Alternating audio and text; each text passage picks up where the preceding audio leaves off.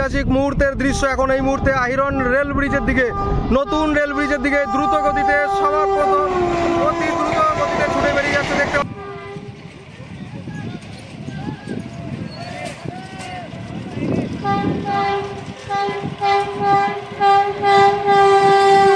অসাধারণ মুহূর্তের ছবি, সরাসরি সেই সুন্দর দৃশ্য লাইভ সেশন শেয়ার করুন।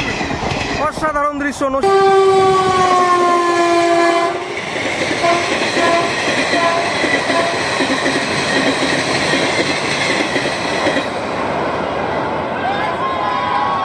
নসিপুর রেল ব্রিজে যেমনভাবে দ্রুত গতিতে বেরিয়েছিল, এই প্রথম দেখতে পাচ্ছেন আহিরন রেল ব্রিজের ওপর থেকে দ্রুত গতিতে ছুটে গেল সিআরএস স্পেশাল।